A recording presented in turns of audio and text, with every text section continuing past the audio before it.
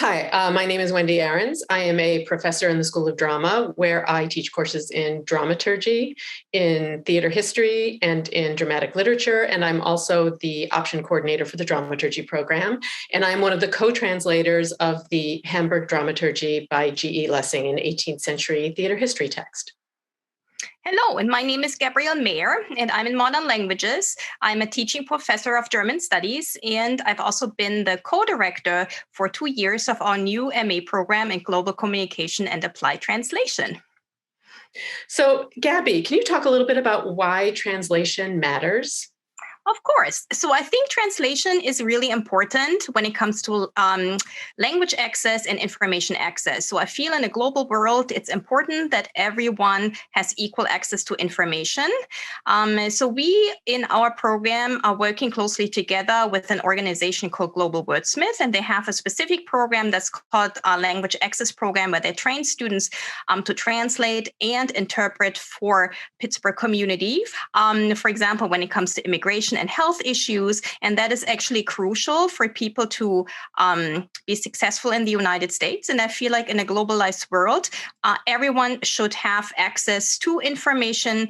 And I think that is a human right. And that's why I'm very passionate about studying, but also teaching what it is like to be an interpreter or a translator. Wendy, what are your thoughts?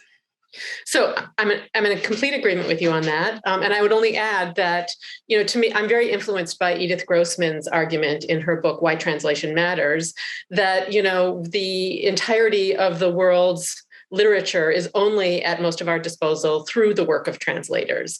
And so what translation does is it gives us access to a diversity of thought. It gives us access to a diversity of forms of expression. It allows us to sort of understand people who live in very different cultural and, even sort of historical circumstances.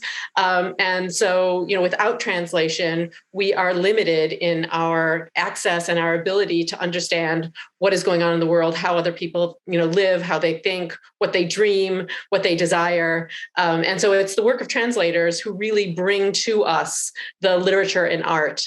So what is the most challenging aspect about translation that you have encountered, Wendy? So the most challenging thing, I would say, so the translation that I have done has been primarily from German into English. And I think, specifically for that language, a very challenging thing is to sort of to get oneself away from the structure of the German language and into the structure of English, so that what the person who is reading the translation is reading really reads like English.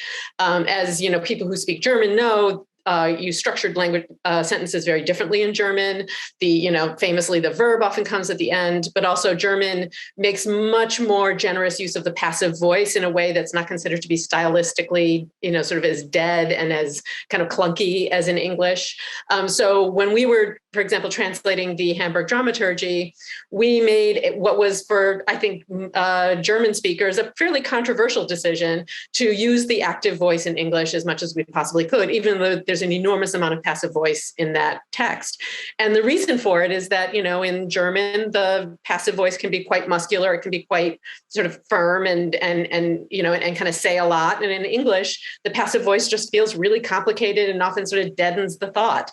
And so we wanted to be able to replicate what we saw as Lessing's, kind of the muscularity and the force of his language in English. And in order to do that, we needed to translate it into the active voice. But that also meant sort of completely recasting the syntax of sentences. It often meant breaking sentences up into smaller parts. It meant making a lot of choices that were really quite sort of outside the box. Yeah, I completely agree with you, Wendy. And so if we bring in a little bit more theory, I would like to talk about this problem when it comes to foreignization something. So you're leaving it the way it is from the source language into the target language, so that you as the reader of the target language are kind of like stunned or surprised and maybe a little bit confused, or you're trying to take what you have that's a little bit foreign in your source language and you're making it domesticated. So foreignization versus domestications, when you go back to Schleiermacher or Benjamin, they talk a lot about, what is best. I feel there is there is just no right or wrong. It always depends on your target audience and what they might want to hear. And also, what do you feel is the most efficient way of getting your point across? When you talked a lot about like linguistic aspects, for example, the grammar, I feel a lot of times for me, like cultural specificity. So for example, if you have something that is culturally connotated, for example, Tokyo University, if you're a Japanese student, it's one of the most prestigious universities like Harvard, right? But if you are a German, you may not know about that. So then do you put a footnote? Do you add a sentence? Do you just leave the reader to their own devices to figure it out? So how do you convey these cultural specificities when you, for example, are translating a literary text and you don't want to interrupt and be like, hello, do you know that this is something that you might need to look up? So I feel it is very difficult what Wendy just said, to walk a fine line between how much do you actually change it, how much do you leave in place in order to still make it accessible, but also still have this like atmosphere that is very very common when you read a certain book in a different language, right? I feel like every single language has a different atmosphere. You might want to convey that, but then you might have to change certain things. So it's a very fine line, and I find this the most challenging aspect actually about how I want to translate.